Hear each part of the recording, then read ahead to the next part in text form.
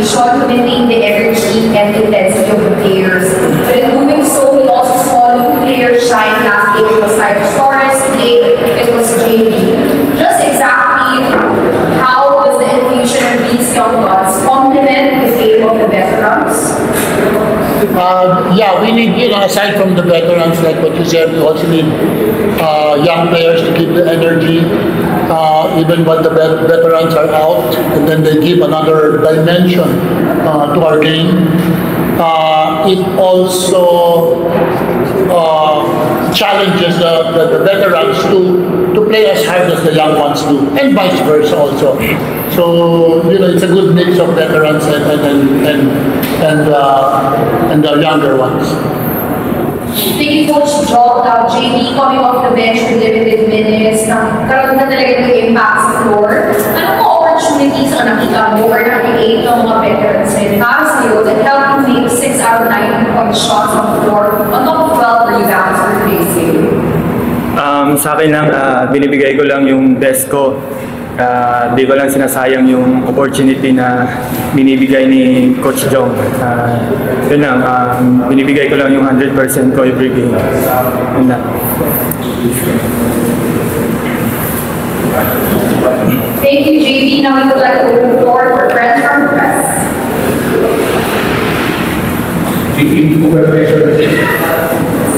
Kung sa'yo mo naman, position ko since tumatigas na effect after ng free sleep mo, Nung last conference, nakalaro lang ako ng 5 games.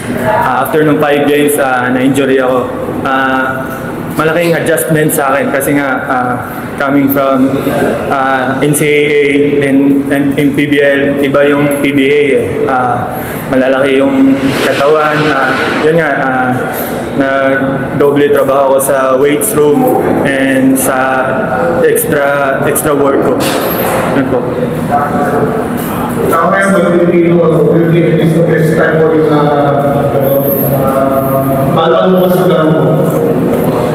Sa akin, di ko iniisip yung yung laro.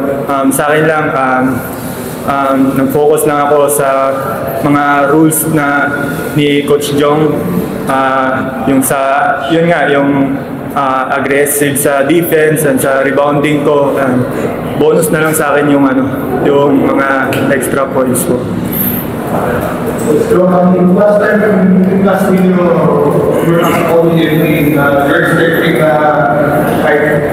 may siyong ulit nila paano mag-championship na yun ba yung papakita nila? Do you think that they were at least close sa formula or sa bad formula? Siyempre, alam natin na maiksi lang yung practice time nila.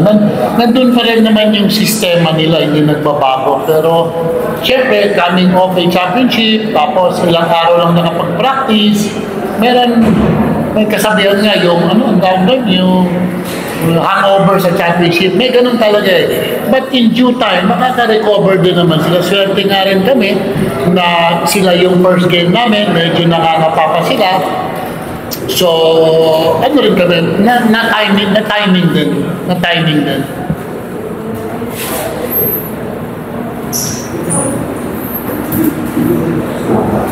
Again, siya about balik and effort of offense and score and yeah, that is what we are trying to achieve naman. Diba? Kagaya ni JB, naka-score siya kasi he works on his game. Yung mga individuals' offensive skills ng player, they work extra hours before and after practice para makapag-contribute sila offensively. Of course, yung defensive rules natin, siyempre, yun ang pinagtatrabuhan natin, how they will be able to adapt to the defensive rules. Yun, nakaka-adjust naman sila. So, sabi ko nga, maganda yung pinapakita as a team eh. And then, I think we are in the process na unti-unti na makakarating tayo doon. Coach, you're beaten the semi-finalist from last conference. Do you think this is good open, good side for your Wala naman gauge yun. Think about this, when we played Rain or Shine, it was their first game. Not to take credit out of the team, no? They played also well. But of course, coming up, first game Rain or Shine, and then first game TNT, that's also a factor na ganun yung laro nila. Pero ganito rin yung laro namin. So, it works both ways. I'm happy with how we are playing. Consistency is the key next and keep on improving. Because after this one, hindi na first game yung mga kalaban natin, nakapaglaro na sila. Coach, we are now rotation. Then after this 9 days for your next game, we go with Black Water sa Malbalma. How will you think again another player? Practice. Practice. That's the only way to get better is practice. Maybe you might give some time off to the players that play long minutes, but the rest, you take a 1 day off and you practice. That's good also when you have young players. Yung isang araw pa they can go at it right away. Coach, pwede nyo lang ba paano yung nakuha si JB Bayo? Alam naman natin. Kaya pwede namin ito sa kanya. Pwede lang. Siya, actually, hindi kami ang sino ba kumukuha sa'yo? Kasi may kumukuha sa kanya, under contract pa siya noon. Sa FPBL, di ba? Tama, di ba? Under contract pa siya. So, when we found out na expired na siya, na-timingan lang namin na expired na siya. Pero hindi kami yung unang kumuha kay JB. Ano ba team unang kumuha siya? Tokentex po. Tokentex. Pero under contract pa siya nun eh. Tokentex ang kumuha sa kanya. Under contract pa siya. So nung nag-expire siya, na-timingan lang namin ng pag-expire ng kontrata niya. So, nakuha namin si JB.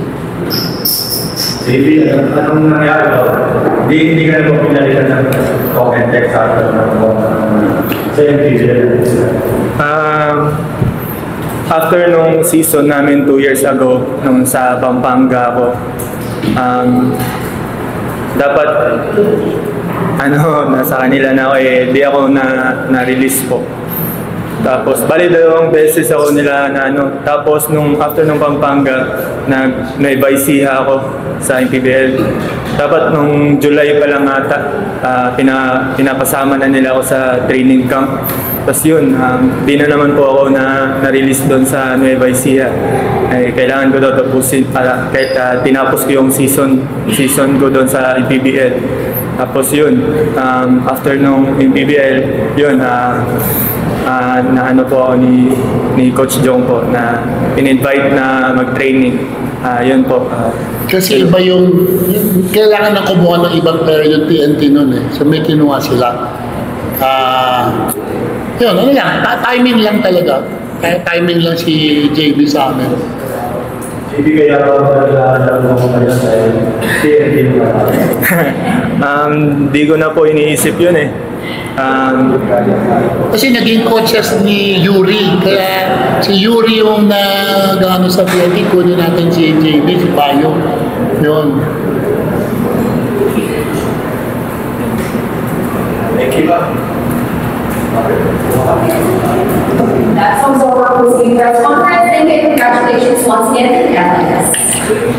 Thank you. Yes,